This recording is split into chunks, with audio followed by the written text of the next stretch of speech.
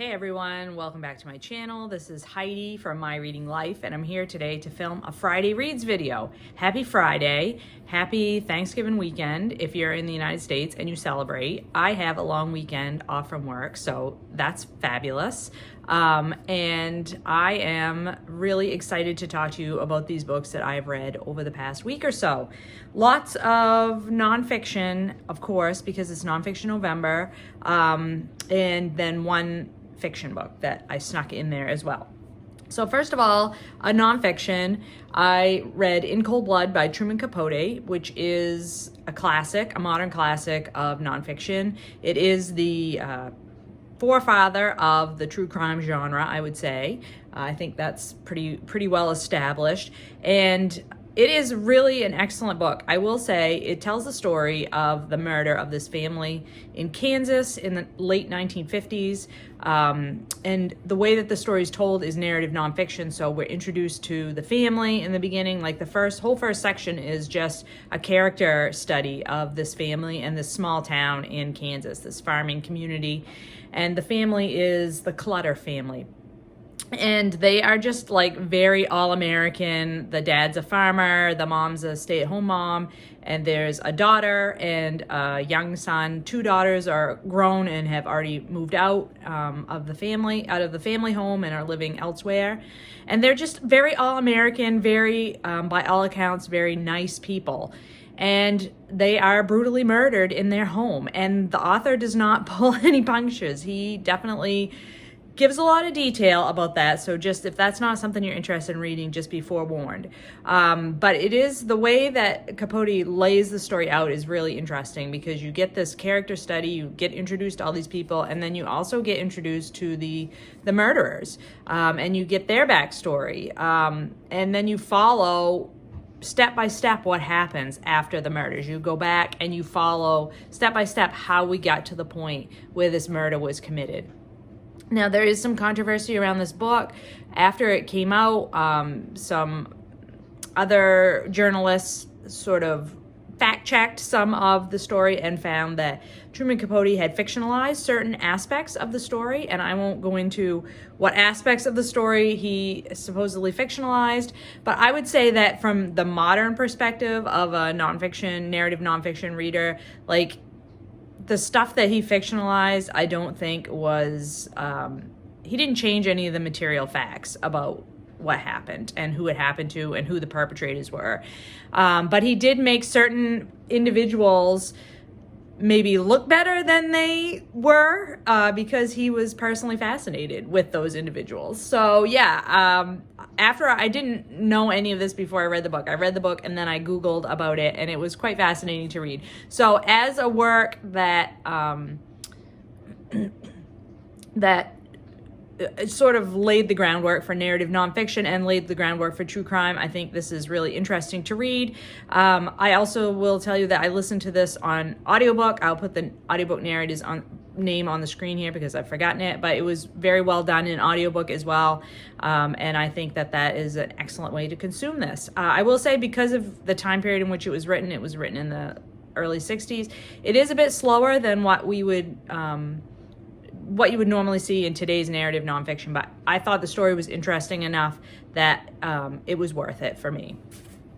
And then I finished a romance novel that I read with my romance buddy readers, Doris and Katie, and we read Seduce Me at Sunrise by Lisa Kleypas. This is book 2 in the Hathaways series, and this installment follows Mary Penn and Wynn are our two main characters. They have known each other since they were children. When Mary Penn was saved by the family, basically he was an abandoned child. He was hurt and they brought him into their family and raised him, and Wynn and Mary Penn have had this connection ever since they were children, and so it is a friends to lovers type of a story. Wynn has always loved Mary Penn. Mary Penn has always loved Wynn, but he feels he is not suited for her because he is a gypsy and she is a young woman of quality.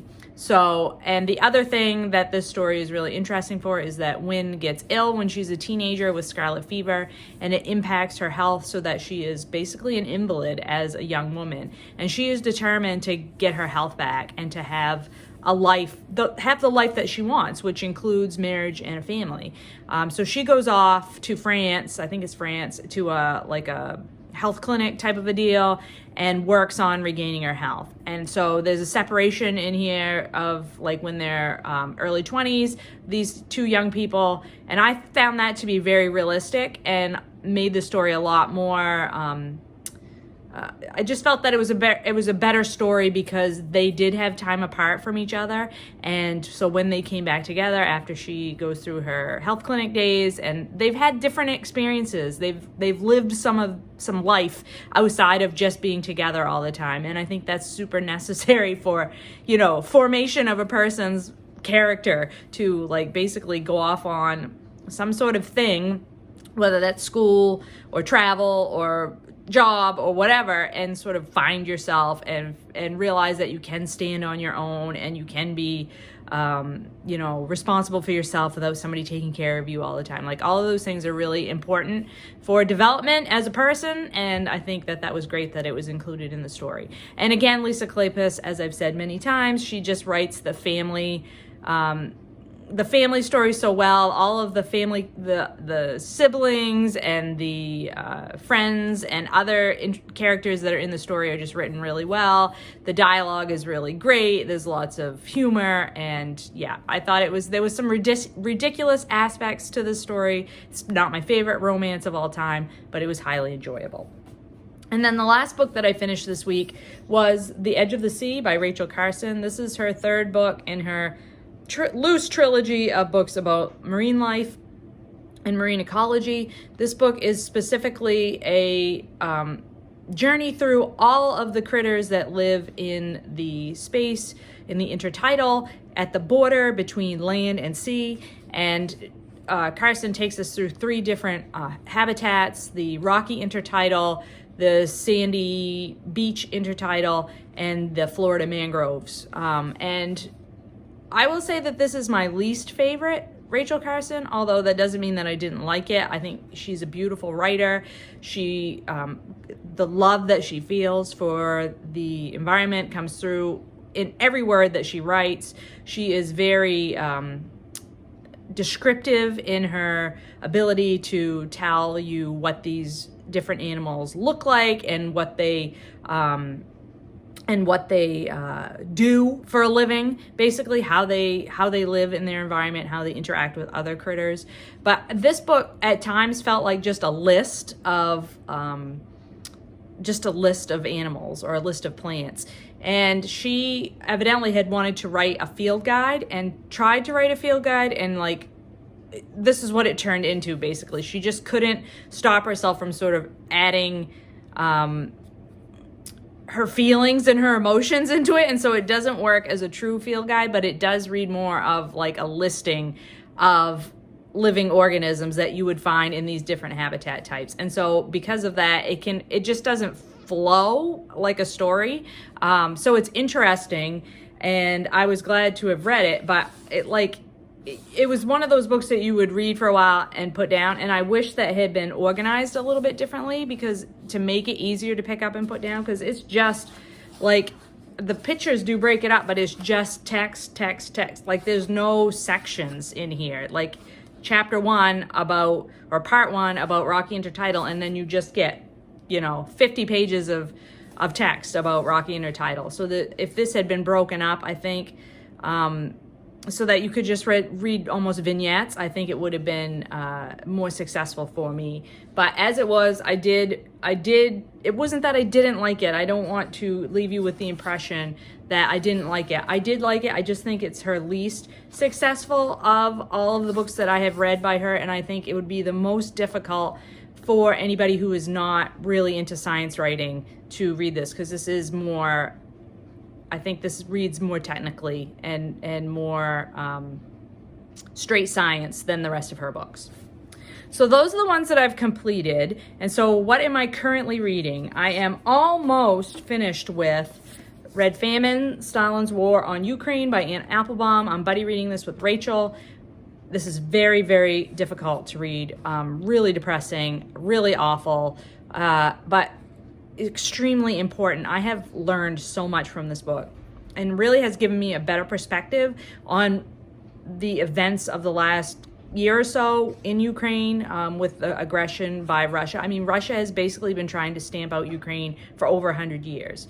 And it's just amazing that the resiliency of the Ukrainian people is just tremendously. I mean, there are people in this that are talked about in this book that survived multiple famine. Like, there was a famine every 7 or 8 years for a while in Ukraine. So what does that do to the psyche of a individual to live through that kind of stuff? I mean, it's just heartrending, heartbreaking, incredibly enraging, everything you would expect, but also really important. And we should all be aware of what occurred in Ukraine, what has occurred, and what is continuing to occur. So yeah, really important read. We'll be finishing that one up this weekend. I am also reading Gathering Moss, A Natural and Cultural History of Mosses by Robin Wall Kimmerer. This fits for Skoda Readathon because Robin Wall Kimmerer is Indigenous author, and this is the pick for the Book Naturalist Book Club for the month of November. I am 3/4 of the way through this one. I am actually buddy reading this with Britta, and I adore this book. I adore Robin Wall Kimmerer's writing. She is incredible. Who would think you could write a book about moss, of all things, and make it interesting? But Robin Wall Kimmerer can. She could write about anything, and I would find it engaging. So this book it does talk about the natural history of mosses. It talks about the science and the biology behind mosses, but in a way that's really accessible. And she includes like things that make you understand mosses because she relates it to other processes in the world, either her personal life or other species that you might be more familiar with. There's a section in here where she talks about her neighbor is a farmer, and she's a small farmer, and her husband have a diversified farm, and one of the things that they have is a small dairy herd, and they have been very specific in creating this dairy herd by the use of genetic artificial insemination to have babies. Like, they don't just let the cows reproduce naturally. They are managing the reproduction in order to attain a herd with particular characteristics. And Kimmerer relates that to how mosses reproduce. And it's just incredibly enlightening and also super interesting. And there's so many ways mosses reproduce, like both sexually and asexually. And I cannot explain it to you in a way that you would understand how interesting that is. But Kimmerer certainly can make you think that's quite interesting.